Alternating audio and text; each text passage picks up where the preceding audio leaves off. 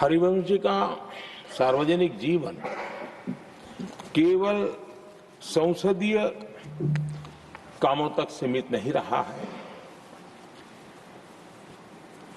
पत्रकारिता के उच्च मानदंड आज भी आदर्श के रूप में रेखांकित किए जाते हैं।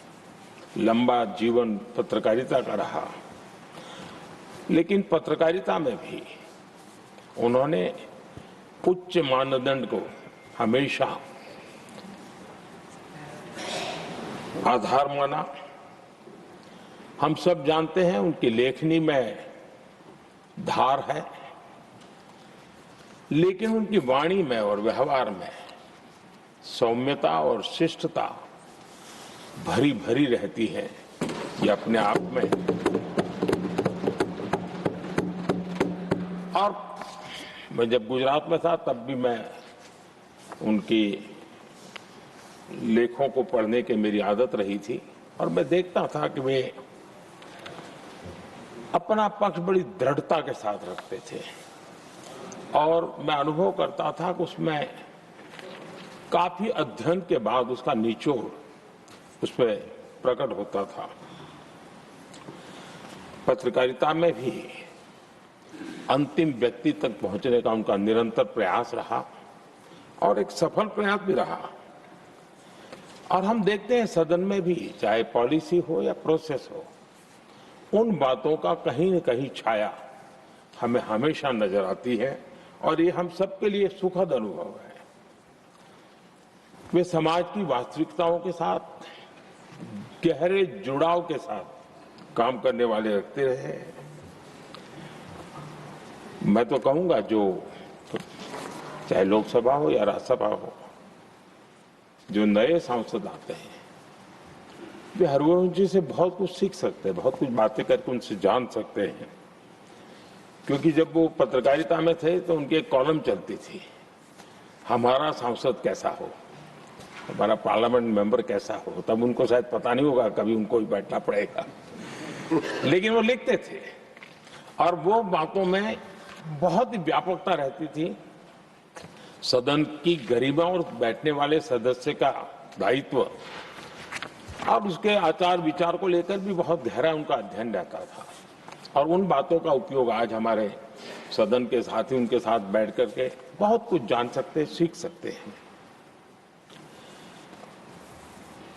समय की पाबंदी, एक डिसिप्लिन लाइफ में, और अपने कर्तव्यों के प्रति गंभीरता, ये आपकी विशेषता रही है, और शायद इसी के कारण आप सर्वस्वीकृत व्यक्तित्व आपका विकसित हुआ है। हमने देखा होगा जब से वो राज्यसभा के सदस्य बने हैं, मैं कह सकता हूं कि पूर्ण समय वो सदन में होते हैं।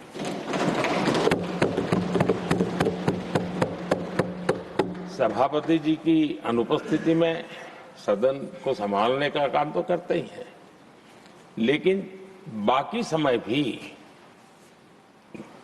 यहाँ कमेटी का कोई भी व्यक्ति बैठा हो तो भी वे सदन में हमेशा अपनी मौजूदगी रहती है। हर बात को सुनते हैं, उस समय सदन का जो संचालन करते हैं उनके कार्य को भी देखते हैं, और ये इसके पीछे उनको अपना जो दायित्व है उसके प्रति उनकी जो प्रतिबद्धता है उसके कारण ये संभव होता है, और ये हम सब के लिए सीखने जैसा है।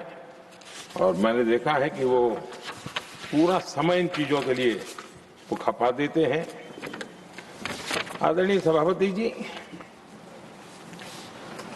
उपसभापति के तौर पर सदन को कैसे चलाया, सदन में सदस्य के तौर पर क्या योगदान दिया,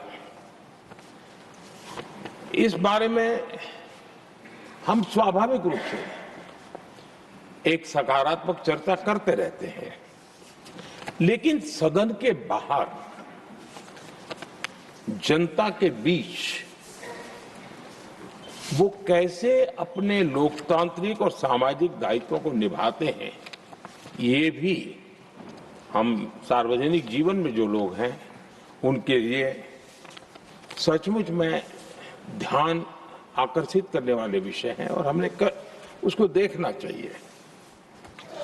मैं अपने अनुभव से कह सकता हूं उनके काम सराहनीय तो है ही, अनुकरणीय भी है।